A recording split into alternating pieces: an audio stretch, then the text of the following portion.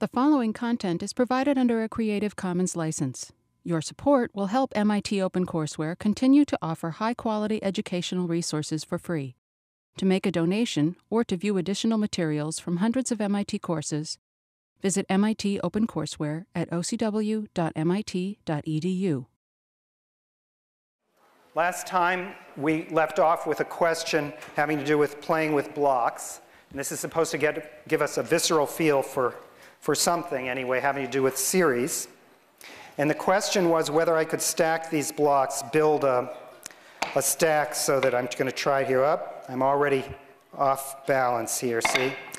The question is, can I build this so that let's draw a picture of it, so that the first block is like this, the next block is like this, and maybe the next block is like this. And notice there's no visible means of support for this block. It's completely to the left of the first block.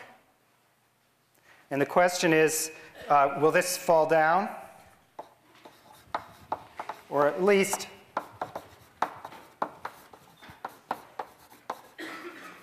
or more precisely, eventually we'll ask, how far can we go? Now, before you answer this question, the claim is that this is a kind of a natural physical question which involves some important answer, no matter whether the answer is you can do it or you can't. So this is the good kind of math question where no matter what the answer is, if when you figure out the answer, you're going to get something interesting out of it. Because there are two possibilities. Either there's a limit to how far to the left we can go, in which case that's a very interesting number, or else there is no limit. You can go arbitrarily far, and that's also interesting and curious. And that's the difference between convergence and divergence, the thing that we were talking about up to now concerning series. So my first question is, do you think that I can get it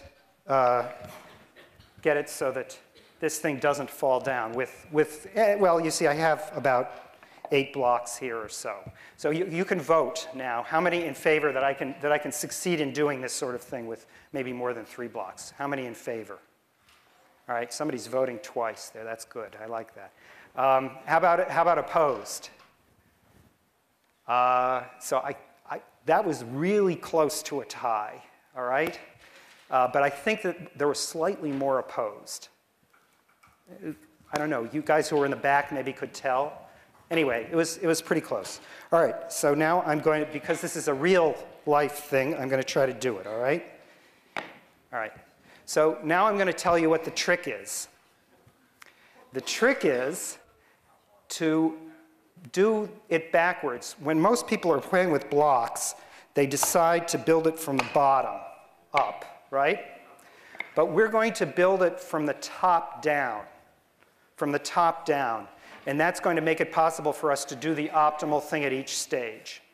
So when I build it from the top down, the best I can do is, well, it'll fall off. I need to have it less, halfway across. That's the best I can do. So the top one I'm going to build like that. I'm going to take it as far to the left as I can. And then I'm going to put the next one down as far to the left as I can. And then the next one as far to the left as I can. Whoa. That was a little too far. And then I'm going to do the next one as far to the left as I can. And then I'm going to do the next one. Well, let's line it up first. As far to the left as I can. Okay. And then the next one as far to the left as I can. All right. Now, those of you who are in this line can see.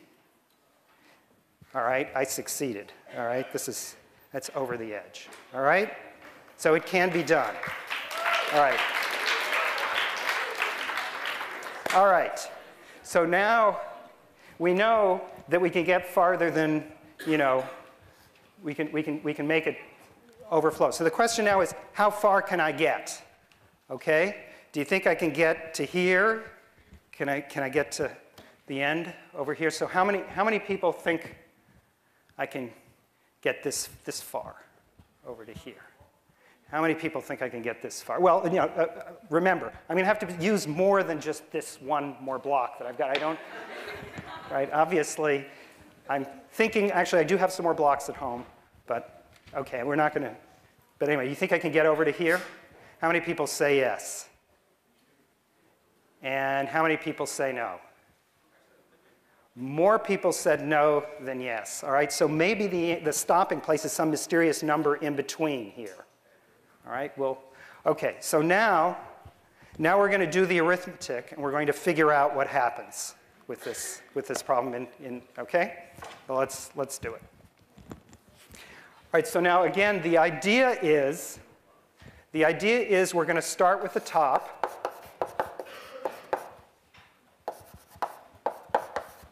The top block.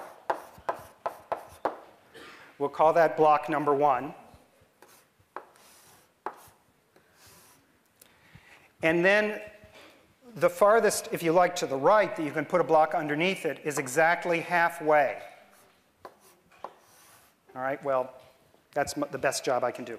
Now, in order to make my units work out easily, I'm going to decide to call the length of the block 2. All right? And that means if I start at location 0, then the first place where I am is supposed to be halfway, and that will be 1. Okay, so the first step in the process is 1 more to the right, or if you like, if I were building up, which is what you would actually have to do in real life, it would be 1 to the left. Okay, now the next one.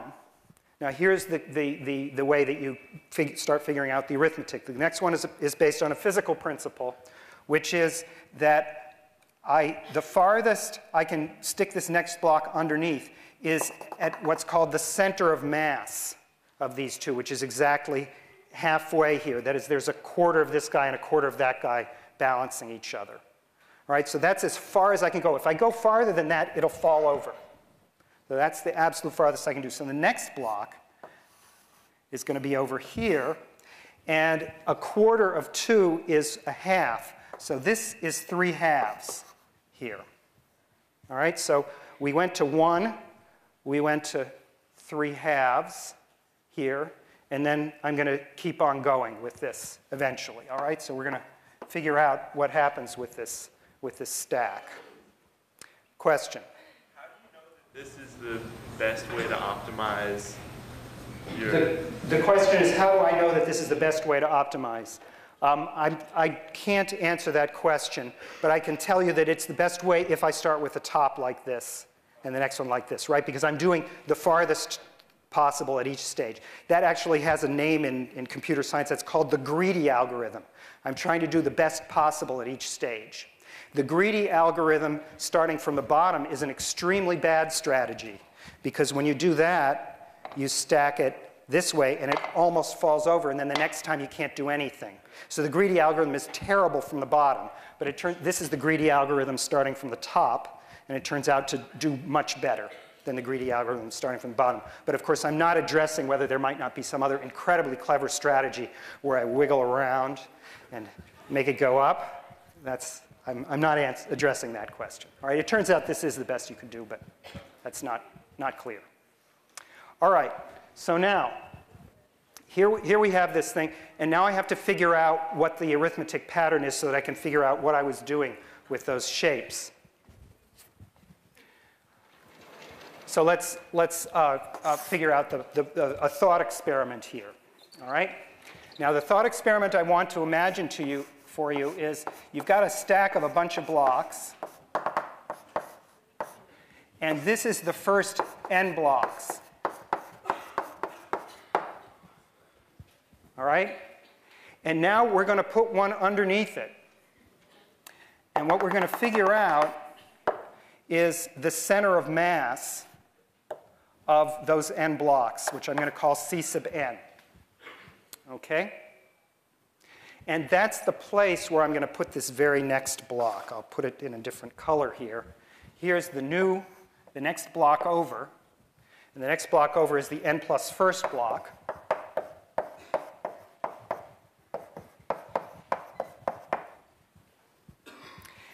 And now I want you to think about what's going on here. If the center of mass of the first n blocks is this number, this new one It's of length 2, and its center of mass is 1 further to the right than the center of mass that we had before. So in other words, I've added to this configuration of n blocks one more block, which is shifted, whose center of mass is not lined up with the center of mass of this, but actually over farther to the right. All right, so the new center of mass of this new block, well, this is the extra piece of information that I want to observe, is that this thing has a center of mass at Cn plus 1. It's 1 unit over because this total length is 2. So right in the middle there is 1 over, according to my units. All right, now this is going to make it possible for me to figure out what the new center of mass is. So Cn plus 1 is the center of mass of n plus 1 blocks. Now, this is really only in the horizontal variable, right? I'm not keeping track of the center of mass. Actually, this thing is hard to build because the center of mass is also rising. It's getting higher and higher, but I'm only keeping track of its left-right characteristic. So this is the x-coordinate of it.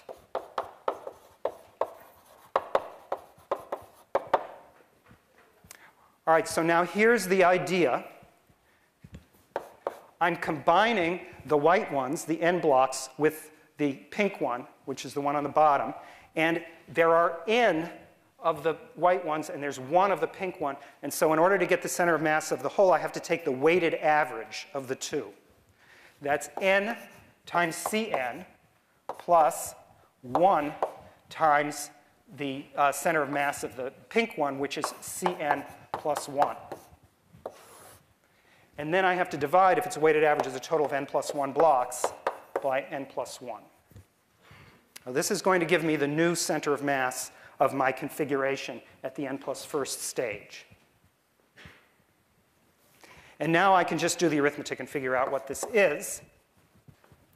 And the two Cn's combine. I get n plus 1 times Cn plus 1 divided by n plus 1. And if I combine these two things and do the cancellation, that gives me this recurrence formula. Cn plus 1 is equal to Cn plus, there's a little extra. These two cancel, that gives me the Cn, but then I also have 1 over n plus 1.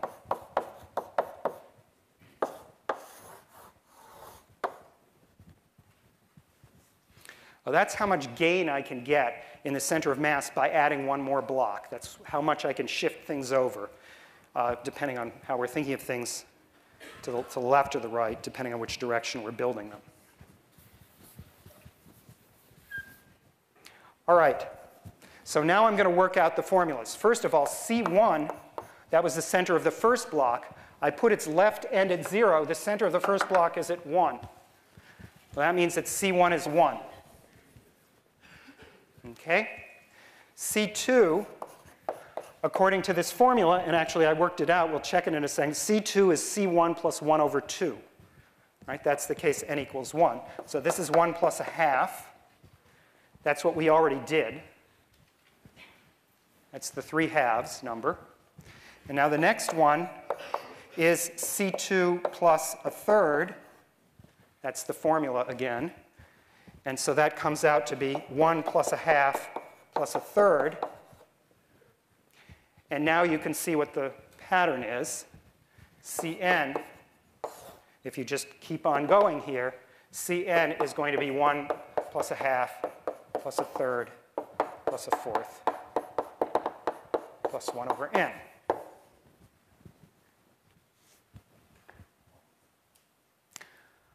So now I would like you to vote again. Do you think I can, now that we have the formula, do you think I can get over to here? How many people think I can get over to here? How many people think I can't get over to here? Oh, there's still a lot of people who do. So it's still almost 50-50. That's amazing. Well, so we'll address that in a few minutes. So now let me tell you what's going on. This Cn, of course, is the same as what we called last time Sn. And remember that we actually estimated the size of this guy. This is related to what's called the harmonic series. And what we showed was that log n is less than Sn, which is less than Sn plus 1. All right? Now, I'm going to call your attention to the red part, which is the divergence part of this estimate, which is this one for the time being, all right? Just saying that this thing is growing. And what this is saying is that as n goes to infinity, log n goes to infinity.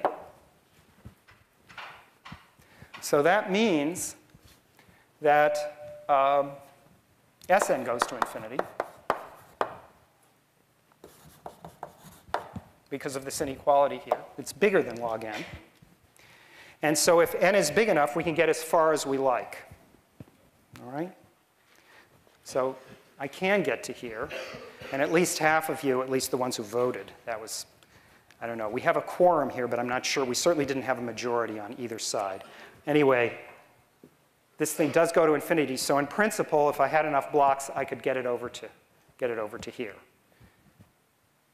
Right? And that's the meaning of divergence in this case. On the other hand, I want to discuss with you, and the reason why I use this example is I want to discuss with you also what's going on with this other inequality here and what its significance is, which is that it's going to take us a lot of numbers n, a lot of blocks, to get up to a certain level.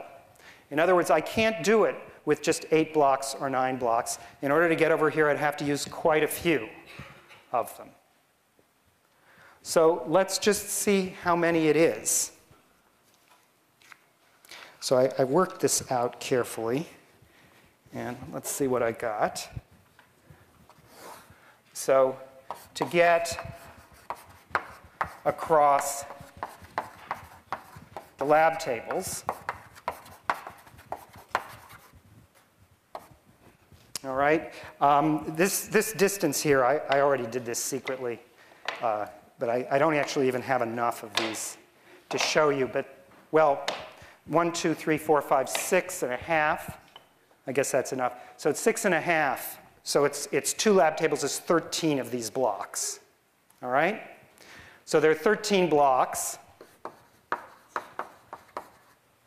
which is equal to 26 units. Okay? That's how far to get across I need. And the first one is already 2, so it's really 26 minus 2, which is 24, that's what I need. Okay? So I need log n to be equal to 24, roughly speaking, in order to get that far. So let's just see how big that is. All right? I think I worked this out.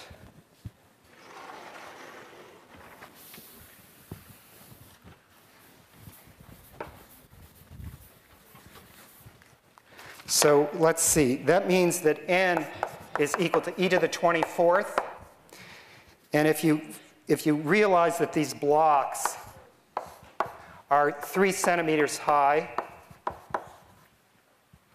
okay, let's see how many that we would need here. That's kind of a lot. Let's see. It's 3 centimeters times e to the 24th, which is about 8 times 10 to the 8th meters. Okay? And that is twice the distance to the moon.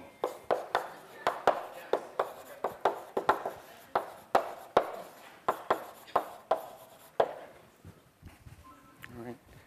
So okay, I could do it maybe, but I would need a lot of blocks. Right? So it's not very plausible here, all right?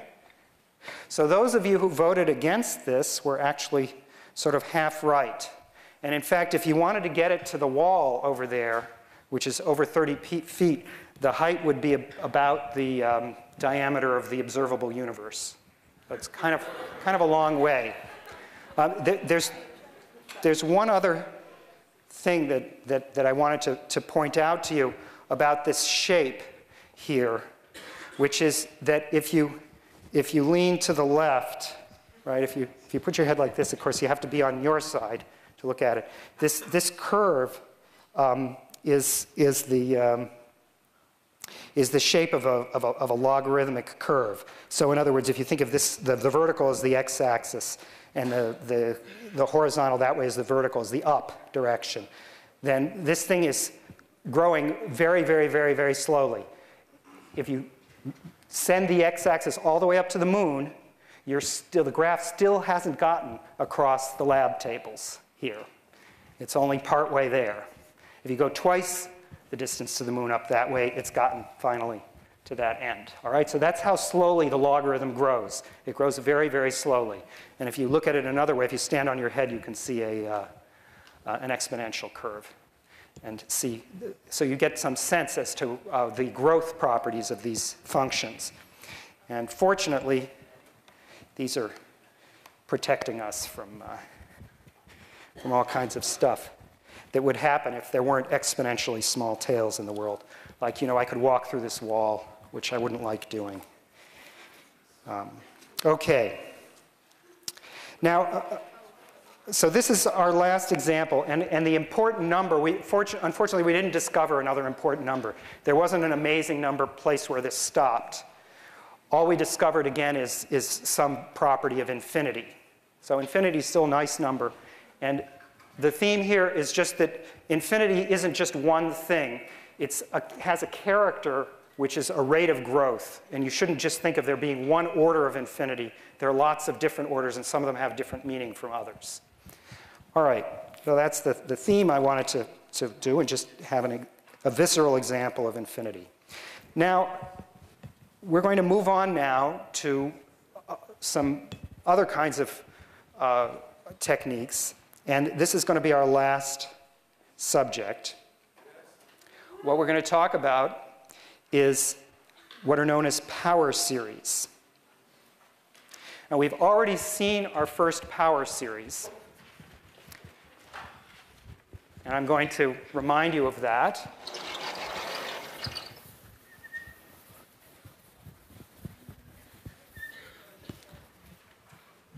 So here we are with power series.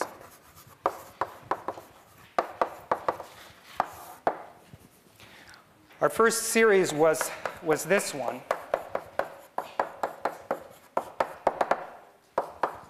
And we mentioned last time that it was equal to 1 over 1 minus x for x less than 1. Well, this one is known as the geometric series. You didn't use the letter x last time, I used the letter a, but this is known as a geometric series.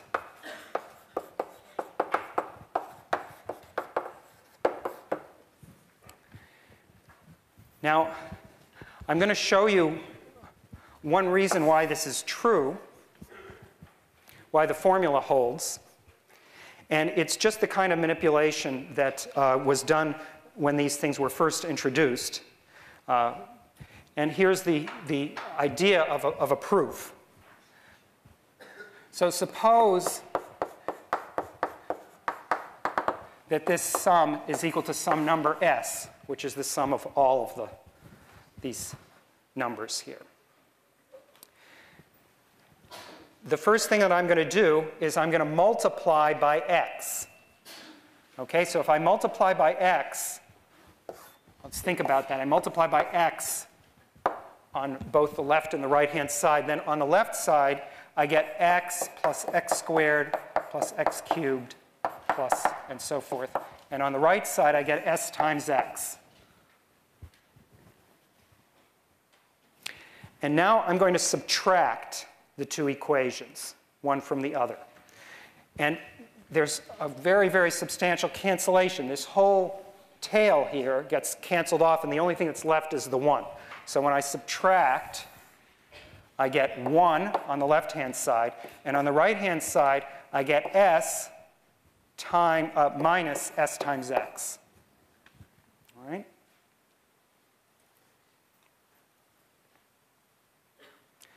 And now that can be rewritten as s times 1 minus x.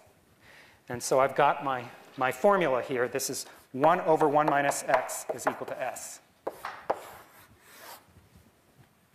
right.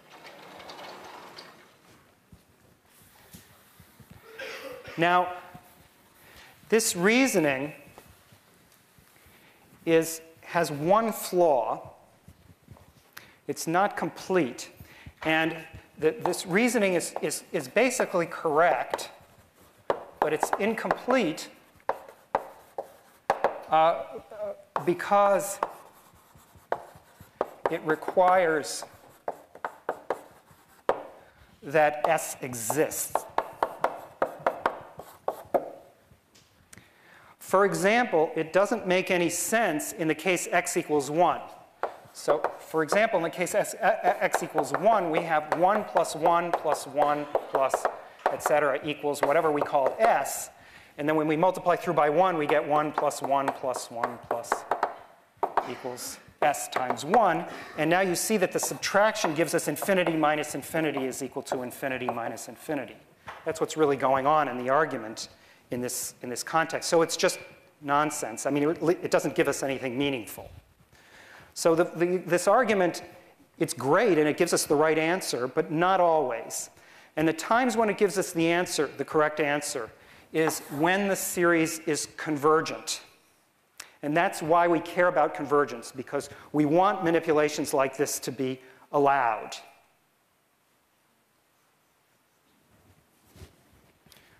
So the good case, this is the red case that we were describing last time. That's the bad case, but what we want is the good case, the convergent case, and that is the case when x is less than 1. So this is the convergent case.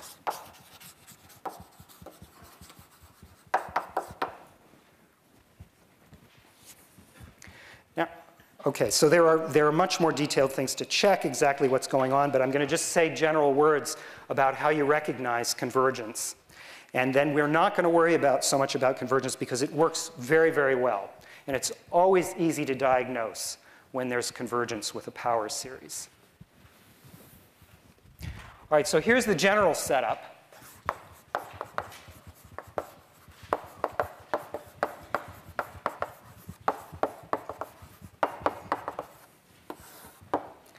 The general setup is that we have not just the coefficients 1 all the time, but any numbers here. Dot, dot, dot. And we abbreviate that with this summation notation. This is the sum an x to the n equals 0 to infinity. And that's what's known as a power series. Fortunately, there's a very simple rule about how power series converge, and it's the following. There's a magic number r, which depends on these numbers here, such that, and this thing is known as a radius of convergence.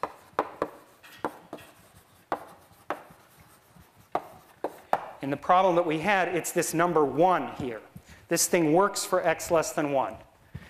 In our case, it's maybe x less than r, so that's some symmetric interval, right? That's the same as minus r less than x less than r. And this is where there's convergence, okay? Where the series converges. Converges. And then there's the region where every computation that you give will give you nonsense. So x greater than r is the sum an x to the n diverges. And x equals r is very delicate, borderline, and will not be used by us. Okay, we're going to stick inside the radius of convergence. Now, the way you'll be able to recognize this is the following. what always happens is that these numbers tend to 0 exponentially fast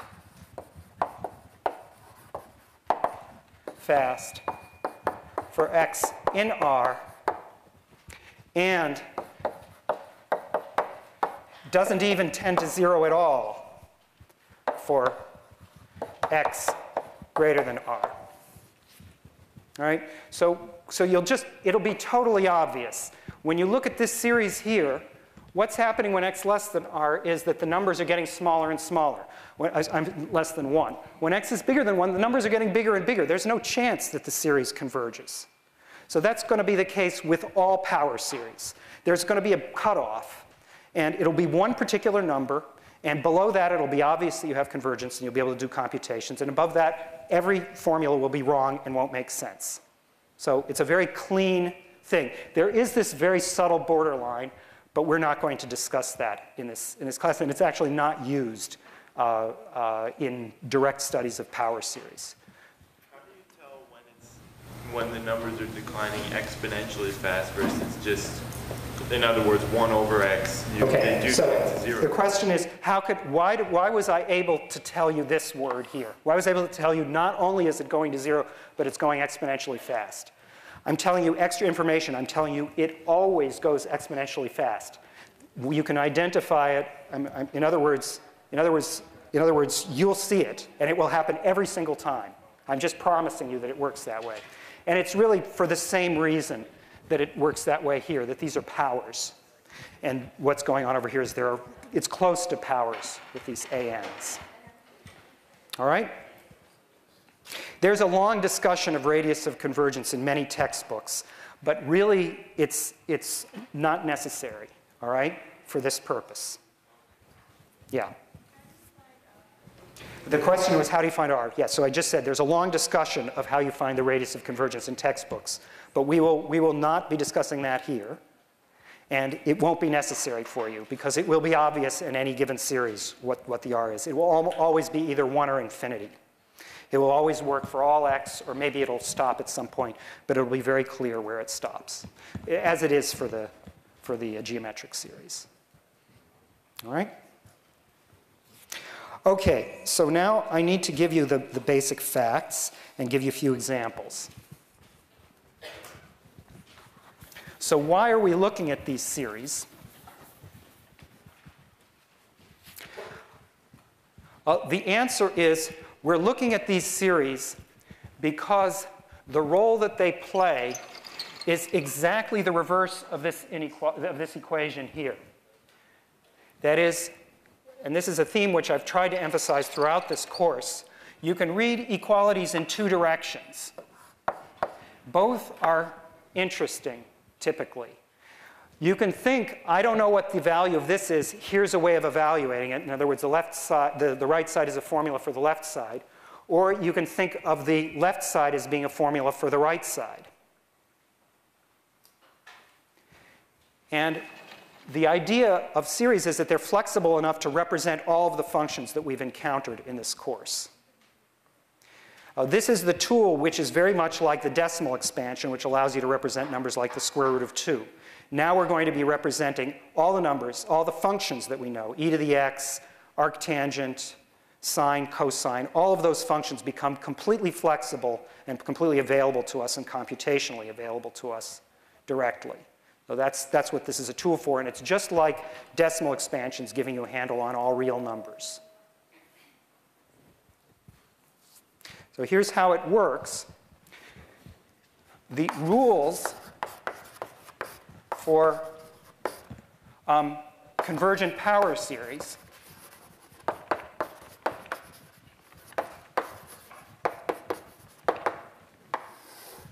are just like polynomials.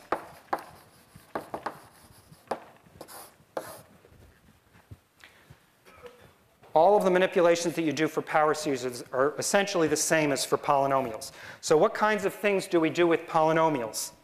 We add them.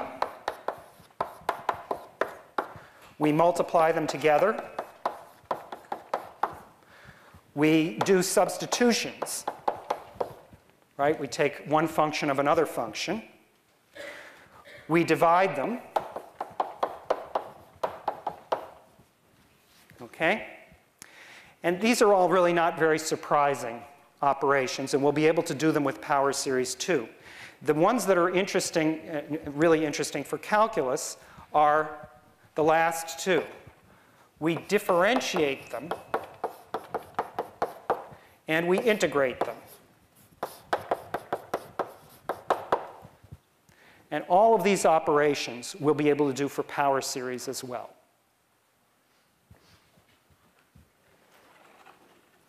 So now let's explain the high points of this, which is mainly just the differentiation and the integration part. So if I take a series like this,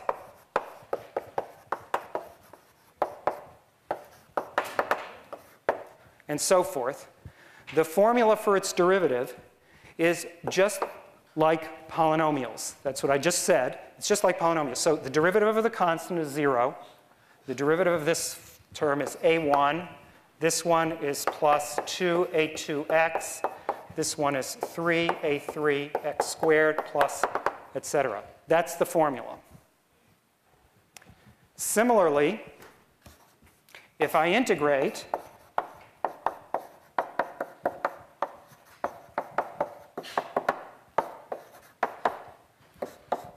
well, there's an unknown constant which I'm going to put first rather than last, which corresponds sort of to the a0 term, which is going to get wiped out. That a0 term suddenly becomes a0x. And the antiderivative of this next term is a1x squared over 2. And the next term is a2x cubed over 3, and so forth. Yeah, question? Is that a series though, or a polynomial? Is this a series or a polynomial? Good question. It's a polynomial if it ends. If it goes on infinitely far, then it's a series. They look practically the same, polynomials and series. There's this little dot, dot, dot here. Is this a series or a polynomial? It's the same rule. If it stops at a finite stage, this one stops at a finite stage.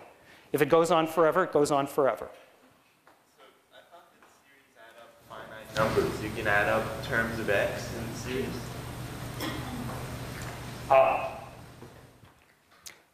So an interesting question. So the question that was just asked is, I thought that a series added up finite numbers. You could add up x. That was what you said, right? OK, now notice that I pulled that off on you by changing the letter a to the letter x at the very beginning of this commentary here. This is a series. For each individual value of x, it's a number. So in other words, if I plug in here x equals a half, I'm going to add 1 plus a half plus a quarter plus an eighth, and I'll get a number which is 2. And I'll plug in a number over here, and I get a number. On the other hand, I can do this for each value of x. So the interpretation of this is that it's a function of x. And similarly, this is a function of x. It works when you plug in the possible values of x between -1 and 1. So there's really no distinction there. It's just I slipped it past you. These are functions of x. And the notion of a power series is this idea that you put coefficients on a series, but then you allow yourself the flexibility to stick powers here. And that's exactly what we're doing. Okay, there are other kinds of series where you stick other interesting functions in here, like sines and cosines. There are lots of other series that people study. And these are the simplest ones. And all of those examples are extremely helpful for representing functions. But we're only going to do this example here. All right. So here are the two rules. And now there's only one other complication here, which I have to explain to you before giving you a bunch of examples to show you that this works extremely well. And the last thing that I have to do for you is explain to you something called Taylor's formula.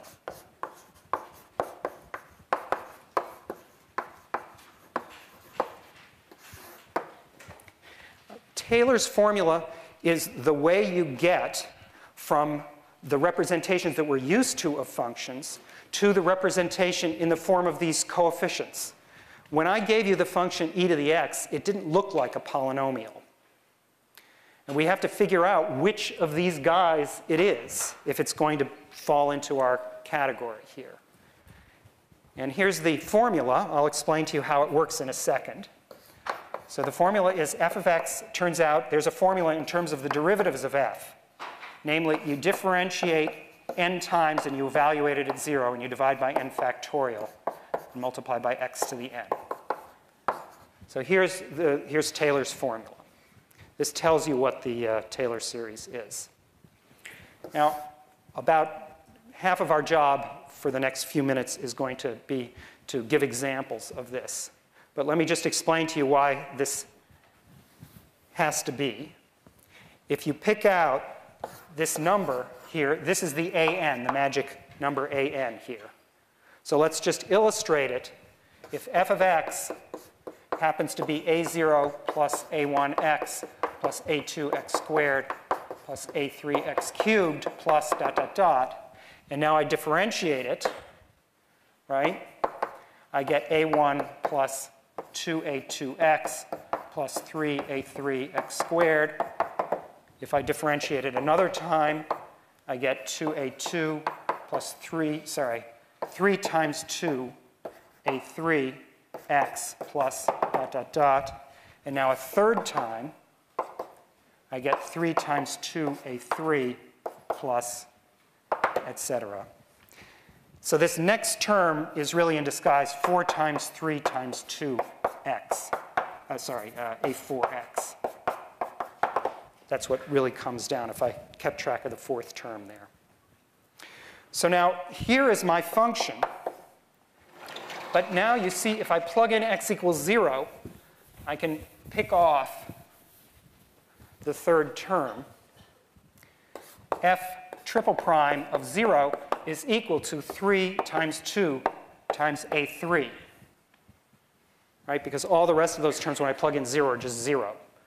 Here's the formula. And so the pattern here is this. And what's really going on here is this is really 3 times 2 times 1, a3. And in general,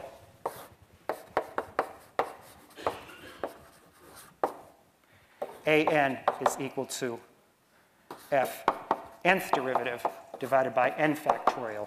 And of course, n factorial, I remind you, is n times n minus 1 times n minus 2, all the way down to 1. Now, there's one more crazy convention, which is always used, which is that there's something very strange here down at 0, which is that 0 factorial turns out has to be set equal to 1. All right, so that's what you do in order to make this formula work out, and that's one of the reasons for this convention.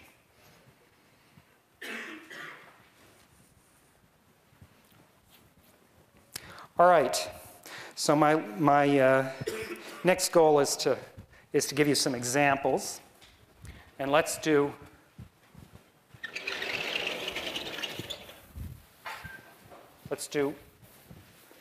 a couple. So here's, well, you know, I'm going to have to let you see a few of them next time, but let me just tell you this one, which is by far the most impressive.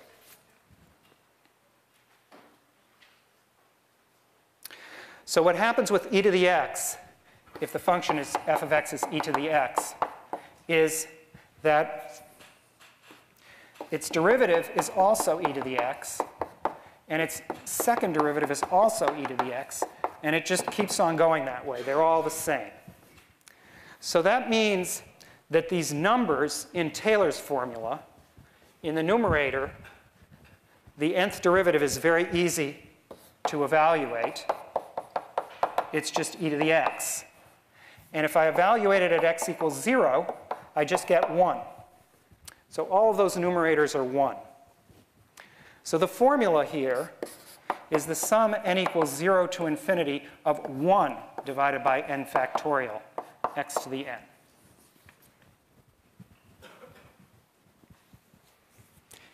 In particular, we now have an honest formula for e to the first power, which is just e, which if I plug it in, x equals 1, I get 1, this is the n equals 0 term, plus 1, this is the n equals 1 term, plus 1 over 2 factorial, plus 1 over 3 factorial, plus 1 over 4 factorial. All right? So this is our first honest formula for e, and also this is how you compute the exponential function.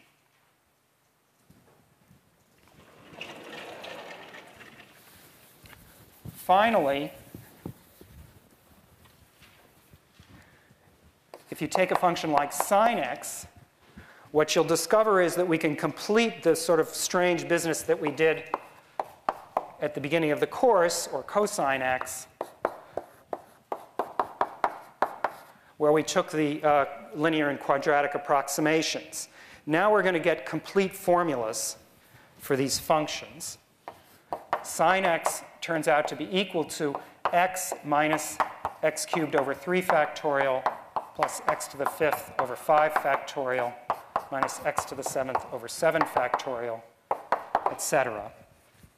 And cosine x is equal to 1 minus x squared over 2 factorial.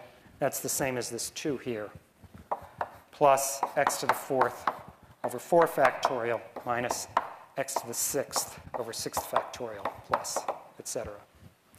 Now, these may feel like they're hard to memorize because I've just pulled them out of a hat. I do expect you to know them. They're actually extremely similar formulas. The exponential here just has this collection of factorials. The sine is all the odd powers with alternating signs, and the cosine is all the even powers with alternating signs. So all three of them form part of the same family. So this will actually make it easier for you to remember rather than harder. And so with that, I'll leave the practice on differentiation for next time. And good luck, everybody. I'll talk to you individually.